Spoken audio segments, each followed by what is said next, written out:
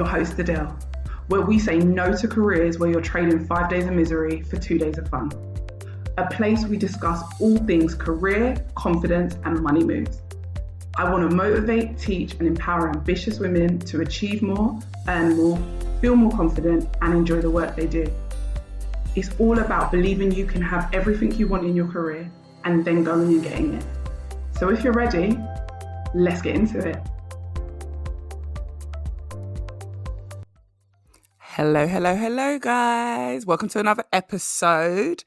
I'm excited today because I'm not talking about one thing today. I'm talking about two things, two of my favorite things, career pivots and money. And I'm joined by a special guest who is going to help us understand transitions in real life, how she transitioned career. Also talking to someone who does sort of a bit of hypnotherapy, a lot of reprogramming. And you know that I like to talk about what is behind your strategy, because a good strategy is a good strategy. But if your mindset is not behind that strategy, if your energy is not fully behind that strategy, it just won't work.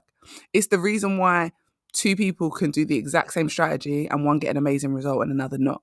Anyway, without further ado, I am joined by the lovely Katie, who has come to speak to us. She is an NLP practitioner and a hypnotherapist, and she's the host of the Do You Even Mind podcast.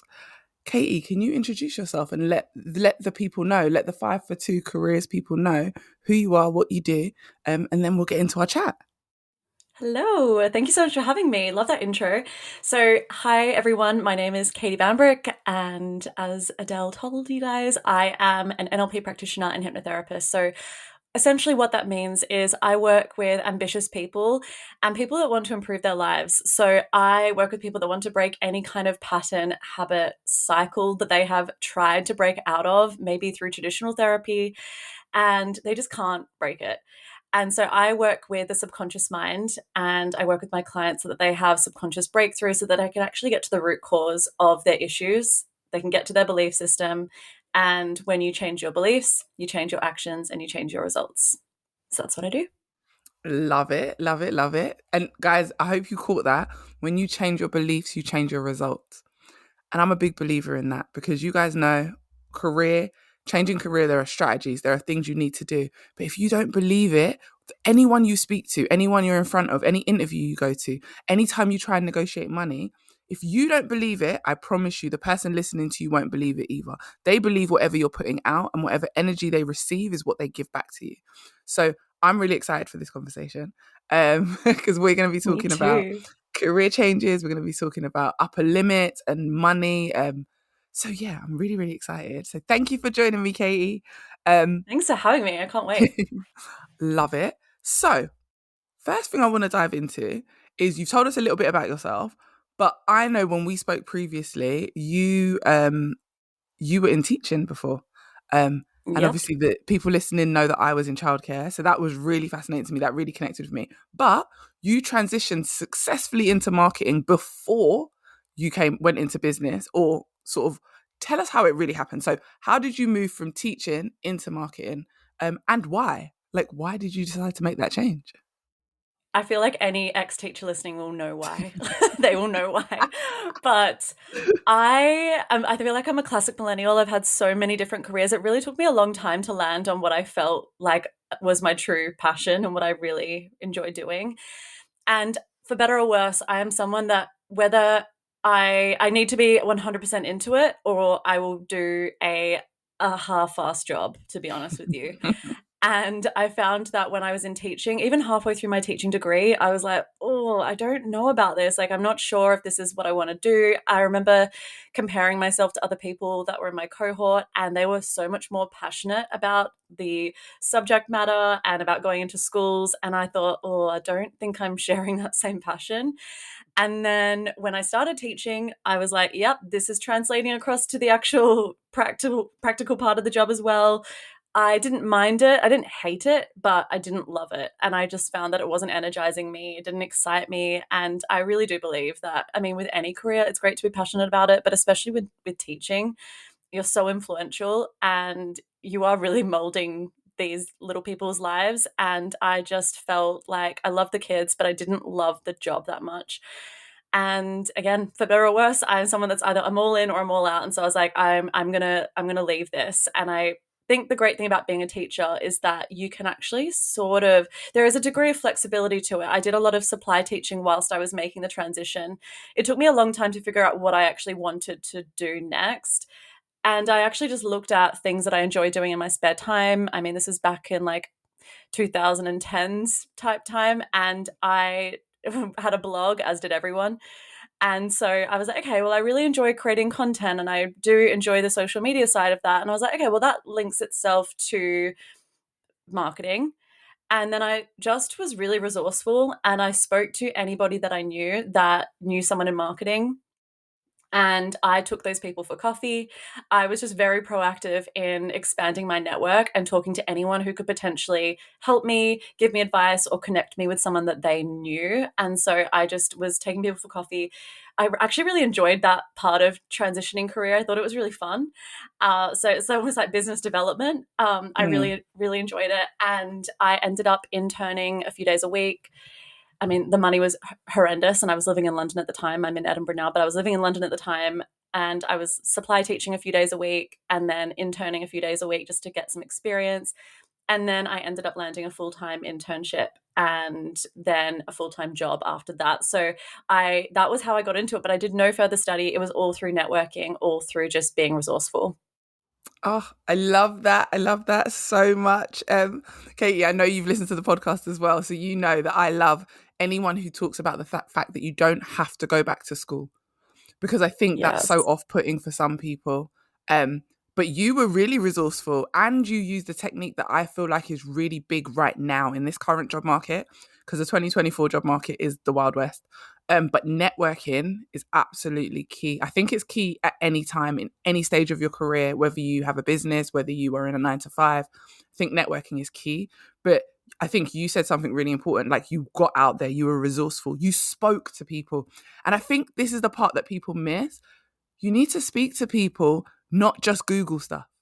Not just go to the school of YouTube or the school of Google. Like, you do actually have to speak to real humans that have done it, that can give you insight, that can help you, that can point you in different directions. And just the fact that you were able to transition, because if you've already done all your teaching degree, and this is my thing, so many people have already studied, already qualified, and then you've realized maybe this job isn't for you. And now to think that you have to go and study again, I think a lot of people will stay in the career that they hate just because they don't want to study. And I think you said something really important, and I felt the same when I was in childcare. I think, especially when you're in teaching, you're doing a disservice if you stay working with young people, children, adults, whoever it is, when you don't enjoy it. It's a job that you just have to be passionate about, because you are literally molding children's minds. And I've seen a lot of teachers that literally hate their job. Like, we all know a teacher that hates their job, but is just there because that's all they've ever done. And they hate kids. And I've seen it, and we've all seen it. If you're a teacher and you're listening right now, I know you've seen it. We've all seen it. And if you're that person, don't be that person. If you hate your job, leave them kids alone. But yeah, sorry, I just went on for a little rant there. But yeah, let's not do that. Start singing Pink Floyd in a second. Yeah. I went off on a little tangent, but no, but it was just, yeah, I think it just really resonated with me when you were talking. And the fact that you said you realized that it was really important, like that you needed to not be there anymore if you didn't enjoy it. And yeah, you networked your butt off to get into marketing. And that's such an important thing. Like, we have to understand that there are 10 different ways to achieve the same result. I'm not saying that some people might not go back to school to change industry, but I'm saying that it's not the only way, guys. And Katie's proof of that. She was able to transition into marketing, which is a really hard industry to get into when you don't have much experience. From your after internship, Katie, what was how quickly from there did you sort of progress? Pretty quickly, I would say. And it's funny because when I was doing all of this networking, and I met this woman who, she had her own business and she was just looking for someone to help her with social media once a week. So I met up with her, and I can't actually remember how I was initially connected with her. I think it was someone through someone. Again, it was all through networking. Got that internship. Then I got a full-time position somewhere else. And she actually contacted me. I got in a full-time job. I mean, the pay was terrible. It was $20,000 a year. But I was like, whatever, an in's an in. Yeah. And so I took this job, $20,000 a year. And this other woman got back in contact with me and she goes, hey, the company that I do part-time work for, they're looking for a full-time marketing assistant. Would you be interested? And I was like, yes, I'd be interested as long as it's more than 20K a year. And so I literally worked at this other job for about 4 or 5 weeks and then handed in my notice. Love But I it. was like, do you know what? I was like, do you know what? I'm sorry. I don't feel like I owe you that much when you're paying absolute pittance. And you got to look out for number one first. So that was how I got that job. It was through networking again. It was just through who I knew. So I can't recommend that enough. And I think half the point of doing that is obviously you can be connected with so many people. But I also think the best way to get into a new industry or a new career, making that pivot, is half of it is just being employable and being willing to learn. And I think when you show that tenacity and when you take people for coffee and you show people that you're willing to do what it takes, that is so attractive to employers. And so I really just recommend it to anyone, like speak to people, because you never know where that's going to lead you. It might lead you somewhere within the next month or even within the next few years. So just not to be too short-sighted with networking as well, I think is another big thing that I've taken away from it all. Thank you for saying that, because that's absolutely true. Like, not being short-sighted, like networking could, like you said, this person reach back out to you. So sometimes people get caught up in the fact that they're doing networking and it's not working instantly. But actually, I think it has long-term results. Like, I've had people reach out to me like 4 years down the line, and it be the perfect moment and the perfect role, but all because I'd spoken to them and we just kept in contact, whether that was on LinkedIn, whether it was on social media, whether it was like calls, WhatsApp, whatever. But I think that was really key. And you said something else that was really funny. You said that you transitioned, like you left your job after 4 or 5 weeks. Because you took a crap salary, basically. And what I really liked that you said was, firstly, before I go there, I was gonna say I took a pay cut when I took my first ever role. It was only a 4K pay cut, so it wasn't a massive pay cut, but I took a pay cut to take my first career change. And within 4.5 weeks, I got a pay rise. So I like that within 4 or 5 weeks of you just said that everything changed. Even though you didn't stay where you were, you moved and you got more money. It was the same with me. I think when you're ambitious, when you're focused, when you know what you want, it comes, and it can come really quickly. But also the thing that really stuck out when you said, that after 4 or 5 weeks when you left, you felt like, why should you have loyalty to a company who pays you peanuts? Oh my gosh. Anyone who wasn't listening to that, you need to rewind just a little quick bit, because that passion in your voice, first and foremost, was everything to me, because I feel the same way. There are so many women out here that are getting paid peanuts, but they'll be loyal. They'll be talking about, oh yeah, but my boss is really nice, or they were really nice to me. No. Be nice to number one. These people are overworking you and underpaying you, but you're worrying or feeling bad. Listen, I always think that you should leave a job on the best terms you can. However that is. Like, if you leave after 4 or 5 weeks or 2 months, it's never going to be great, but it's going to still be on the best terms. Don't leave your work finished. Like, do the best you can when you leave, because you might run into these people again in a year, 5 years, 7 years. They might leave and own another company that you want to now work for. But you have to be loyal to yourself. And speaking to another woman who says that, I think is really important. Like, having you on this episode is really important. And I knew it was going to be a good one. But just you saying and reminding people that they should be loyal to number one, it is important for us to take care of ourselves first and not be miserable because we have this false sense of loyalty to people who in a heartbeat would make us redundant, or that are paying us rubbish money. Oh, preach, honestly. And I think I totally agree with leaving it on the best terms. And I was really transparent and honest. I remember I actually felt weirdly confident about the whole thing. I waltzed in, like strutted into the office. I asked my manager, I was like, oh, can I talk to you for a minute? And I just said, hey, look, I have really appreciated like everything you've done for me over the last month. I have had an offer come to me and it's more money and it's something that I can't refuse, to be honest with you. It's an opportunity I can't refuse. And so I said, so I'm going to have to take that position. I didn't make up some random excuse. I didn't skirt around it. People appreciate the honesty. And even if they didn't, I did my notice period and I was gone. Like, it doesn't matter, even if it's like the most awkward month of your life. You need to put number one first, because no one else is going to put you first. They are going to hire someone new in a heartbeat to replace you. So you need to stop acting like they are number one and you owe them something. I think you owe respect, and I think you owe them to fulfill your contract in terms of like your notice period. But after that, you need to put yourself first, and you shouldn't apologize for that. I had to give the round of applause because I couldn't have said it better. Couldn't have said it better. Nothing like a solo clap. Literally, I had to do it. Can I ask you what you feel like was the hardest part of your career change? I think the uncertainty was really, really difficult because you are unsure if it's going to work out or not. And you are doing everything new for the first time. Not only are you trying to change career, but you're trying to learn a whole new skill set. And there's a lot of imposter syndrome that comes with that. And so I think that was probably for me, it was a combination between the uncertainty of, can I make this work? I mean, I did feel anxious at times. I found it quite stressful. You know, you would try and apply for positions and you're up against people that probably do have more experience than you.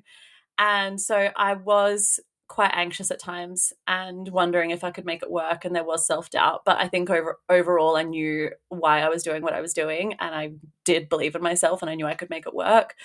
Probably the moments of uncertainty and self-doubt. And then once I did start the job, it was the imposter syndrome. It was, I don't know what I am doing because I'm in a completely new field. And I didn't really know what I was doing, to be honest. So I found that incredibly challenging.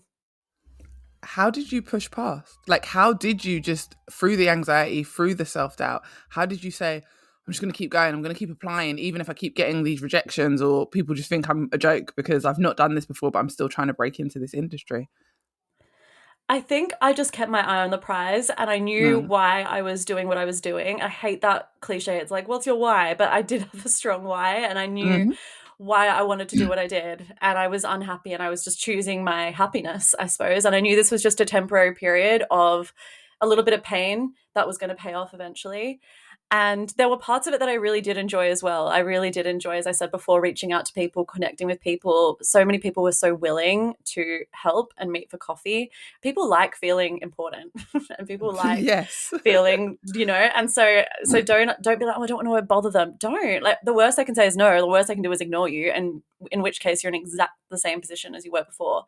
So I think you almost answered the question in your question. You said, how did you push past it? I just pushed past it. I just kept going. I was like, okay, this is temporary discomfort. I'm just going to sit in it. It is hard and it's fine, but it's temporary. And I just kept my eye on the prize and I just knew what I wanted to do. So I've always been a bit like that, though. I think if I've had my eye on something, if I've got a goal in mind, I don't let the fear or the doubt or uncertainty, I don't turn that volume up too loud. I might have a day or two where it feels loud and then I'll be like, okay, I feel it. I move on. We push forward. Love that. Love that. I feel like Katie's in my brain, guys, because just everything she's saying is just so on par with everything that I talk about all the time and just everything that I feel in my gut. The what ifs, like what if you fail or what if you win, they're even. They're 50-50. Which you decide what you turn the volume up on, and what you focus on. The fact that you said you just kept pushing past. I think that that's really important that people understand. Like I say all the time, listen, you could be uncomfortable for 5 minutes when it comes to like negotiating, when it comes to your career, so that you can be comfortable for the rest of your life or so that you can be comfortable for the next 10 years. Like 5 minutes of discomfort, 10 minutes of discomfort, we can push through discomfort, temporary discomfort to get to permanent happiness. And I think just you saying you just kept pushing because you had your eye on the prize, it's really key. What do you want, guys? Why do you want it? Then keep going and getting it. The only time you fail is when you stop. Like whether it takes a year, 6 years, 10 years, like as long as you get there, you get there. So yes, I feel like you're just in my brain at this point. I wanna one mind. Yeah, like literally one mind. We're very aligned. That's what it is. Today, considering anyone listening to this, guys, everything was going wrong for me this morning.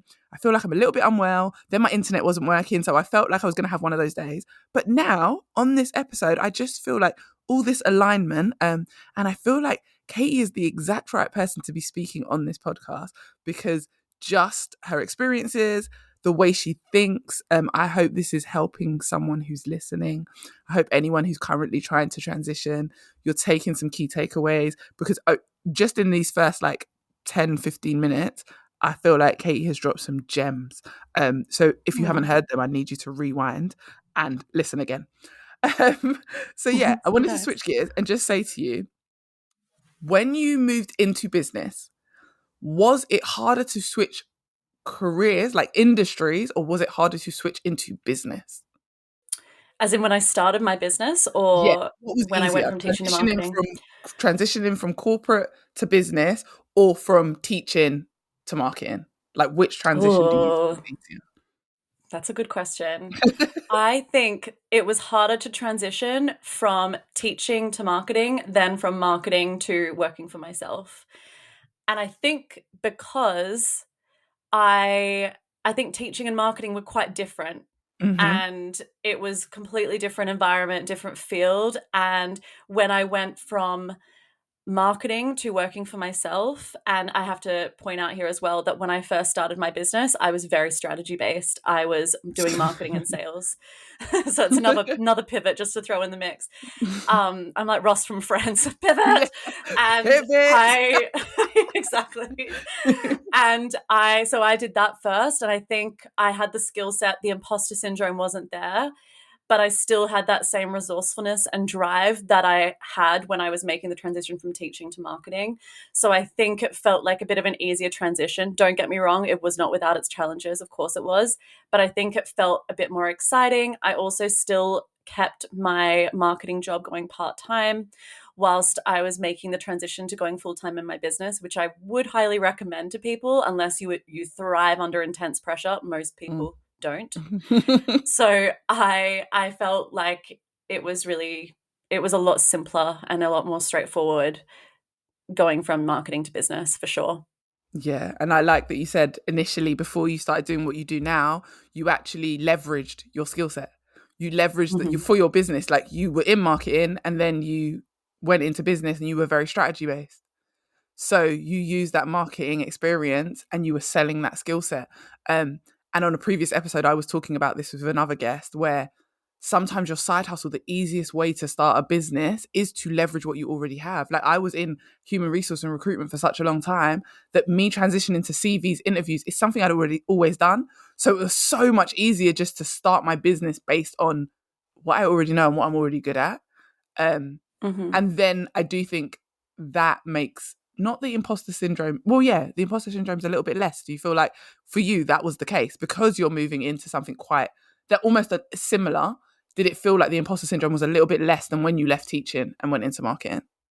Definitely. And it's funny even using the term imposter syndrome, isn't it? Because Mm, imposter syndrome is usually, and I was the one to use it, but I think it's usually defined by you having the qualifications, having the yeah. experience, but still feeling a bit like a fraud. Whereas I actually didn't have the qualifications or Yeah. the experience. So I was so green. And Mm. I almost wonder if imposter syndrome is the right terminology to use when I first transitioned, because I was just so new. I was just learning all the time. It's And more extreme when I self-doubt. yeah, it was just a lot of self-doubt and a lot of Mm, fear of getting it wrong and fear of looking stupid. I remember in meetings and things, I was quite afraid to speak up. Even though I was in a really welcoming, friendly, it was a mm, startup environment as well. So it wasn't even an intimidating, like, stale pale male boardroom. mhm, It was like fine. I think I was just in my head a lot. And when I started my business, I didn't feel imposter syndrome because I felt qualified to do what I was doing, and I never felt that sense of, oh, am I a fraud? mhm, But there were other issues for sure that presented themselves, and I think a lot of it was money mindset initially. And I know we're going to be talking quite a lot about money, mhm. but I would say that was probably the biggest hurdle at the start. A lot of uncertainty comes with running your business. So I think my threshold for uncertainty was quite low. I would experience anxiety if I had a slower sales month. And I'm not saying that doesn't happen anymore now, because it does occasionally, but way less frequently than it used to. And I have a bounce back period that I think is a lot faster when I experience adversity or uncertainty in my business. Oh, I like that. And I like that transition because we are going to be speaking about money. And the bounce Good back. I segue. think people see a lot of people that own businesses or that have transitioned in their career or that suffer, and they think that they don't suffer still with self-doubt or imposter syndrome or fears or like money mindset issues, where it's like you said, you don't make as much money this month, you're like, do I need to go back to my job? Like, you don't need to go back to your job, but it's just the thought process. And I think people don't realize that everyone still has it. I think when you show up on Instagram and you show up on any social media, or you have a business, or you're a solopreneur, people just think that you don't have all this doubt. But I think something you said that was key was the bounce back. I still doubt myself all the time, like at least once a day in something. It doesn't have to be in business. It can be in anything. But my bounce back is really strong because I've worked on reframing, trying to change the way my brain works, trying to be like, almost argue with myself. This is what I say to people all the time. When I describe mindset to people, I'm like, I argue with myself on a regular basis. So if something negative comes up, I'm very quick to argue with myself and put myself in my own place and be like, are you sure that's real?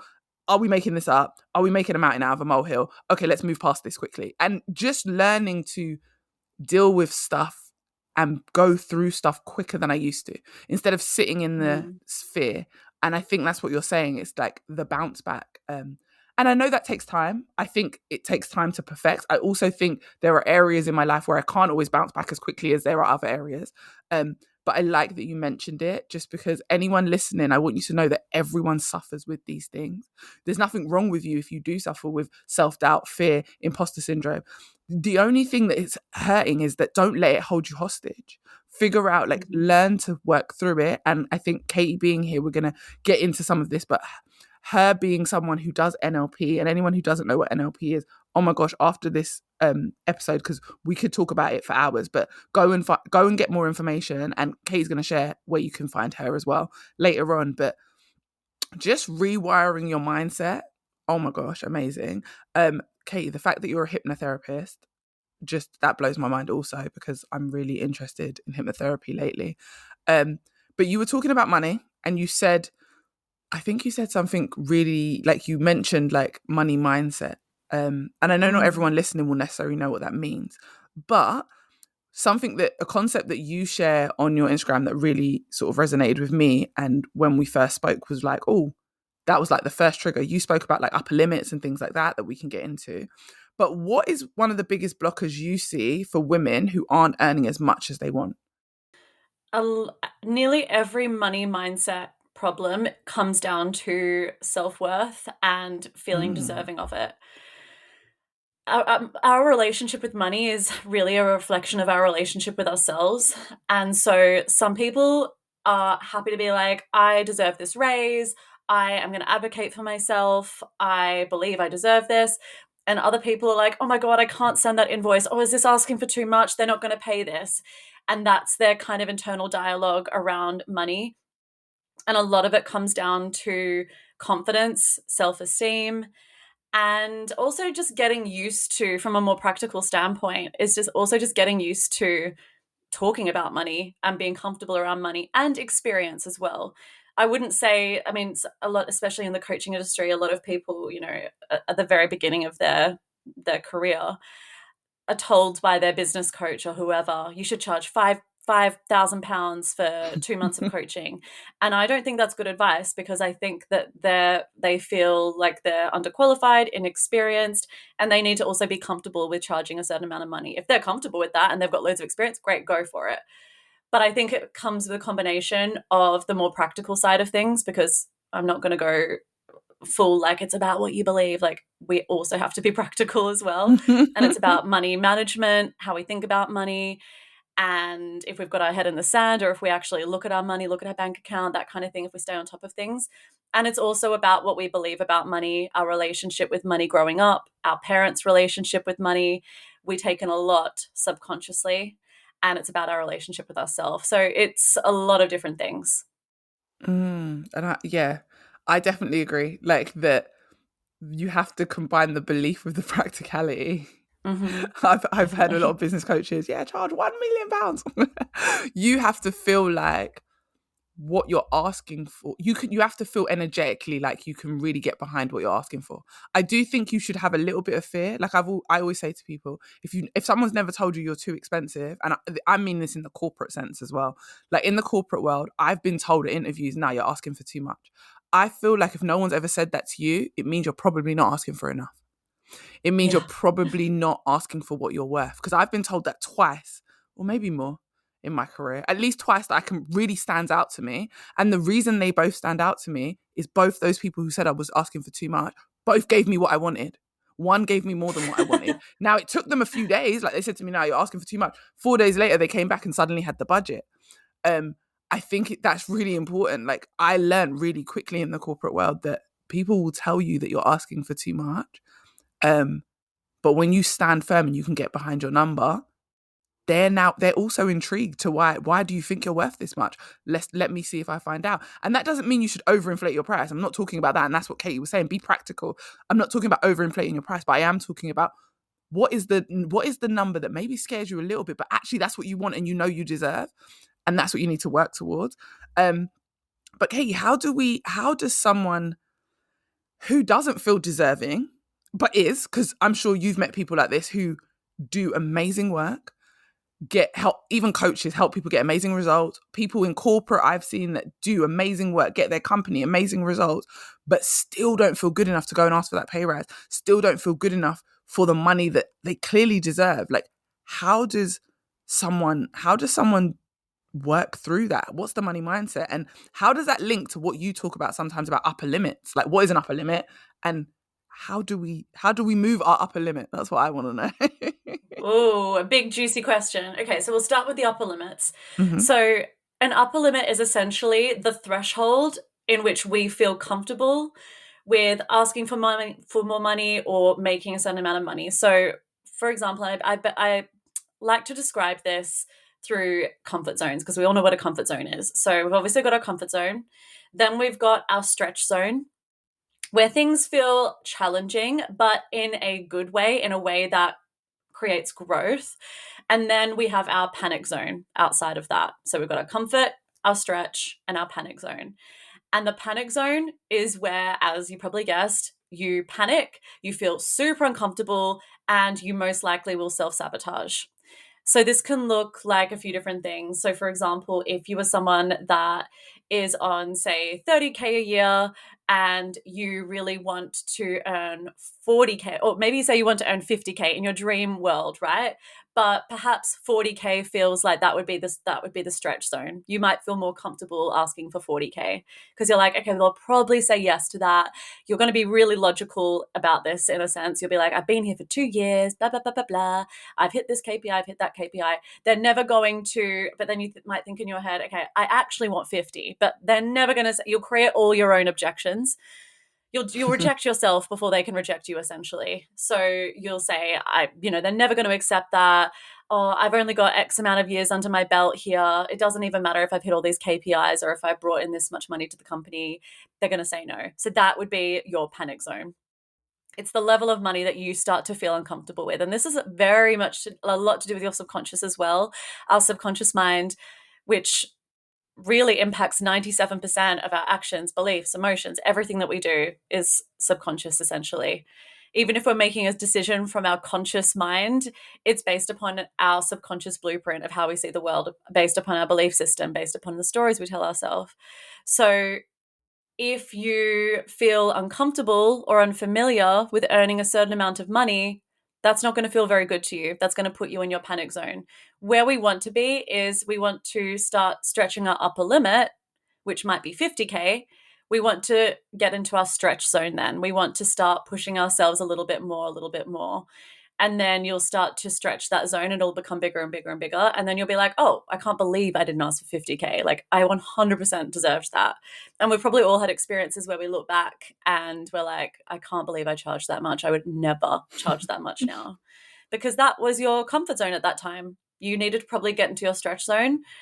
But if you had charged too much, you would have not even sent the invoice in the first place, or you wouldn't even ask that amount of money because you would have been in your panic zone. Does that make sense? Absolutely. I really like the way you talk about it. I've never really heard about it talked about like your stretch zone and your panic zone. So I really like that. I really like the way you put it. I think it's really easy to grasp. I think it's really easy to understand. And I really like that, just because, most people, we start off with disqualifying ourselves. Like, I always say to people, what someone else's decision is not your business. Stop saying like, no, if I ask for that, the company's not doing really well, they're not going to give it to me. Who said? Who said? I did that once with one of my companies and I left. And I always remember when I handed in my notice, my boss was like, why wouldn't you have come to me and asked me for a rise? And I was like, oh, because you recently had a meeting where you said like, there's no, like the company's struggling, blah, blah, blah, blah, blah. And she was like, you're excellent at your job. We're not struggling that much that I can't give you a raise. And I was like, Exactly. oh, but I had decided that I knew what she was going to say or what the company was going to say. And anyone listening, if you already know what your company's going to say, then I need you to tell me the lottery numbers because you're clearly psychic. And I say this all the time because you must know, because if you know that someone's going to disqualify you or not going to give you the money without asking them, then that clearly means you have psychic abilities. And I'm going to need every single lottery number for the next 5 weeks. Thank you very much. But Katie, yes, thank you. Thank you for explaining upper limits. I really, like I said, I really like this concept, and I really understand that it really resonates with me, like that we have to shift that subconscious. We have to shift that, okay, I can only earn 50K. Like I remember growing up, 30K was always a massive number because I grew up with not very much. And in my family, 30K, like, oh my gosh, you earn 30K a year. That's it. You make so much money. When I think of 30K now, I'm like, what? Like, what do you mean? What do you mean you thought 30K was a lot of money? Like, and I know there are people listening that are on 30K, and I'm not saying this in a negative way. I earned 30K for years in my career. Between 30 and 40K I earned for years because I was like, 30K is so much money. Me getting 35 means like I'm asking for too much. Like I'm asking and this is in the space of me helping companies make like 500,000. I'm helping a company make 500,000, but I think that all I should get from like what I'm able to help a company make is 35K because I grew up thinking 30K was a lot of money. I grew up being told 30K was a lot of money. So that was my upper limit. Like, so that is what my brain thought I was worth and I was capable of. That is what my brain thought people around me and who looked like me was capable of. So I think just the way you described it is like you going into your stretch zone, then moving into your panics, like understanding how that is and what your brain is going to do in those scenarios is really helpful. So how do you think, knowing, like explaining that and knowing that, what do you think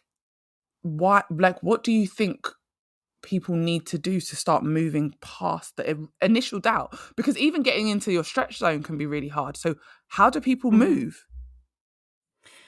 I am such a big fan. Well, the first thing I always tell people to do when it comes to money mindset is to write a letter to money. And I know this might sound really like, oh, great exercise. A bit woo-woo, but it's all right. Yeah, we like a bit of woo-woo, yeah. Exactly. And I know it might sound, some of you guys might be like rolling your eyes to high heavens. Some of you might be more open to this kind of thing. But the fact that you're listening to this probably tells us that you do have some money mindset work to do, that you do want to increase your earning potential, right? So give it a go. And what you end up doing is I want you to write a letter to money talking about how you feel it. Be really honest. Talk to money as though it is a person. Humanize it. And I want you to write about like how it makes you feel, your concerns about it, what your relationship looks like. If money was a person, if money was your partner, and you never look at your bank account, you never spend time with your money, you always speak negatively about money, would that be a good relationship? Or would that be what you might consider a toxic relationship? Would you be on the verge of breaking up, right? So I want you to really look at money and humanize it, because this will actually highlight a lot of your money mindset issues and a lot of your beliefs around money. So a lot of people have a belief that working harder, working more equals earning more money, right? So you might actually start to realize, oh, I believe this about money. Oh my God, I always say, I mean, so many of my friends always say, I'm so broke, I can't afford anything right now. Listen to the language that you use around money, because this really matters. Everything is absorbed by our subconscious mind, right? So our subconscious doesn't really know what's real or not real. Most people aren't actually broke. They just use that language around money. It's not good. So the first step always with everything, and I know it's an annoying thing to say, but it's true because it's where we can actually start doing a lot more work, is finding the awareness, finding the beliefs, finding how we really feel about it. And then from there, what I always recommend doing is subconscious work, because I can give you all the step-by-step, like, okay, first, like ask for that raise. But what you're going to do is you're going to feel really, really uncomfortable, and fear And self-doubt, if it is really, really strong, will always win over taking logical, practical steps, because that's your subconscious. And remember, we make most of our decisions based upon our subconscious programming. So in order to overcome your money beliefs, subconscious reprogramming through hypnotherapy, through NLP is much more effective, because you get to the root cause of your beliefs, and then you start to change the way you think, and then you start to change the way you feel. And then you start to realize, oh, actually, more money is coming to me. Actually, I don't feel all that crazy anxiety about asking for more money. I'm feeling more confident in myself. I'm feeling more capable. And you'll start to notice that actually more money will come into your life. And we can definitely start talking about the actual intricacies of what that subconscious work looks like as well. But that's the first place that I would start, is writing a letter to money, becoming aware of your beliefs, and going from there. Love it. I've written a letter to money before. So anyone listening to this who's thinking, Adele, this is a little bit far-fetched. Katie's just said, I need to write to money. Guys, I've written to money. I needed to write to money because even when I started to see success in my career, in my business, money mindset has always been an issue for me because of how I grew up. So I had to write that letter to money, and a lot of things came up for me. I thought that my money mindset was really good until the pandemic hit. And when my money became uncertain during the pandemic, all my money issues came back.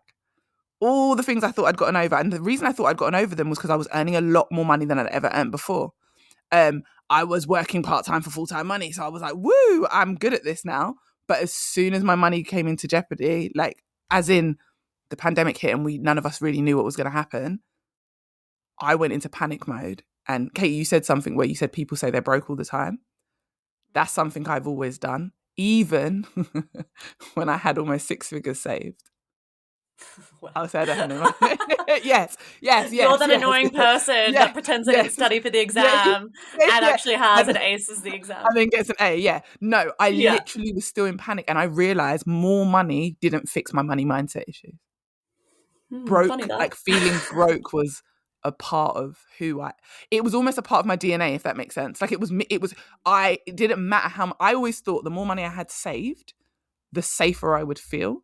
Yet when the pandemic hit, I somehow thought that having all that money saved, I was going to lose every single penny of it. So you saying, like, what you're saying is so real and so true. And I wanted to share that just so that people know that sometimes what you believe, like my belief that, the more money I've got saved, that means I've got good money mindset. It actually doesn't. It just means I'm good with money. I'm good at saving. I'll say that to anyone. But did I have good money mindset? No, because I had all the anxiety and all the panic was the same even when I had savings as I did when I didn't have savings. So the feeling was no different. I still panicked. I still cried. I still was stressed out when I had no savings. And I felt the same when I did have savings, because all I did was transfer that mindset. I was like, but now I'm going to lose all of it because I'm going to have to use all of it. And I remember once me needing money and my mum saying to me, like, why don't you just take out your savings? And I was like, but that's for an emergency. And she was like, but isn't this an emergency? And me having to really look at it. So I love that you said write a letter to money. We do have to. Writing a letter is the start. And anyone who doesn't think that that's a good idea and they're like, I'm going to skip that part. I'm going to do everything else Katie said, but I'm going to skip that part. This is what I want to say to you. And I say it all the time, and you know it if you're a listener and you listen for a while. If you had all the answers, you'd already have everything you want. So therefore, if you do not have everything you want, you need to try something different. So that's where I'm going to leave that. But yes, thank you for saying that and sharing that. What I want to ask you before I let you go is,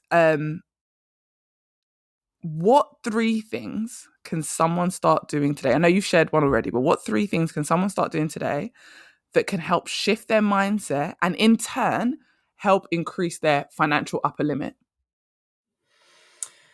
Oh, okay. So first thing I would say to do to start to increase your upper limit is, I think, again, I would say get really clear on what your upper limit is. So where are you comfortable earning? What are you comfortable having in your bank account? So you were saying you had 6 figures in your bank account, and it sounded like you were really scared of going below that. So that would indicate that is your lower limit, is to have 6 figures in the bank account. But your upper limit, what would that actually look like? So where are you starting to feel like really uncomfortable earning over a certain amount? So get really clear on what your lower limit is, what your upper limit is. If you're a business owner, your lower limit will usually look like the minimum amount of money that you will bring in every single month, no matter what, hell or high water. You could have your worst month in business, but what is that amount going to be? So get really clear on that and be like, okay, I wonder why. Write that letter to money. Then what I would say is, I mean, I am a huge, huge fan of hypnosis. I'm a hypnotherapist, so it goes without saying. But if whether you can work with a hypnotherapist on this or whether you just use online resources, because there's loads online, I would recommend actually tapping into some of those resources. So there is loads of like money subliminals or money hypnotherapy, like YouTube videos that you can start to listen to and actually start to rewire your mind in that way. This is more of a conscious thing, but journaling is really, really helpful as well in order to start. So like even like ChatGPT, different journaling prompts, it's such a great, great resource for actually figuring out why you're uncomfortable, what your money stories are. I obviously use NLP a lot. And what I tend to find happens is, so someone will come to me with a problem and say it'll be like, I don't know why I'm not earning more money. And then we'll end up talking about their childhood 99.9% of the time, right? And very often, the reason why you're not earning money is because you are really afraid of what will happen when you do. A lot of people actually have a fear of success. And a lot of people are afraid of added responsibility, of paying more tax, of hiring a team, of what else? Of money leaving. So some people have actually had experiences growing up or just had experience with money where they just feel like money just slips through their fingers. They wouldn't actually know how to manage that amount of money. If you're someone that when you get an extra few £100, you immediately spend it on something a bit stupid, this is probably you. Probably feeling like you just can't hold on to money that much. So what I would recommend with people like that is look at the part of you that is trying to protect yourself. And this is all about identity work as well. So getting clear on, okay, if I was the version of me who was earning 6 figures a year, what are my beliefs? What am I thinking about money? How do I dress? What do I act? What do I say around money? What's my routine like? So it's not always just about money. It's like, okay, does the 6-figure version of me take care of her health? Yeah, she does actually. She drinks 1.5 liters of water a day and she gets to the gym 3 times a week. It all really comes into it because when you start stepping into that version of yourself that is acting in that way, and this isn't me saying spend money like you have 6 figures, like don't, it's not spending as if, it's acting as if. Can I get really clear on that? So just being really cognizant of what you're saying around money, how you're acting around money, how you're treating yourself, just your daily habits and routines. Are you procrastinating a lot? If so, okay, that's a part of you that's trying to protect yourself. So getting really clear on like, okay, what am I afraid of will happen if I actually do the task that I say I'm going to do? What am I afraid of will happen if I ask for that raise? What am I afraid of that's going to happen if I do have 6 figures in my bank account? Because that will, again, highlight the beliefs that you need to work through subconsciously. So then it's like, okay, hypnosis, NLP. Tapping is really great as well, EFT tapping. Again, loads of free resources online about that as well. I don't even know if I've given like 20 tips here. But that's where I would say do that. That's what I would do. Which I love that you've given like 20 tips because it's really helpful. Can't stop and these are all tips that I wish I had been given when I was trying to go on my money mindset journey. Like one of them, when you just said, oh, you need to move into being as if, like I always say, becoming, like act as if. And you were like, so act like your 6-figure self. When you said, but I'm not telling you to spend like your 6-figure self. Yes, I wish someone had told me that, because when I started doing the as if, I just started, I was like, oh, you're just supposed to start spending the money that you don't have. No, that's how we become our negative 6-figure self. Exactly. And then that's even more of a trigger. So I like that you said that, because these are all things that I've done, but also things that if I had learned them sooner, or if someone had taught me them in a different way. And I think it's really important, Katie, that someone like you teach it in a much more practical and simple way. Like as much as people see NLP or hypnosis as a bit woo-woo, you don't explain it like that. I think you explain it and you talk about it in a way that actually resonates with regular people. Yeah. on And a I think that's so day-to-day. important. Yeah. Yes. And I'm all about and the fact of the matter is this is neuroscience. What I'm Yes. saying is not based on angels and fairies and crystals, which, by the way, love, great, good for you. I love some of that stuff as well, right? Yeah. I'm not poo-pooing it. But I am saying is that it is also really practical because it's how our brains work. This is all backed by science. And so you really need to, and also the most successful people in the world, they do this shit. Sorry, am I allowed to swear? I don't know if I'm allowed to swear. You are allowed to swear. Go for it. Okay, great.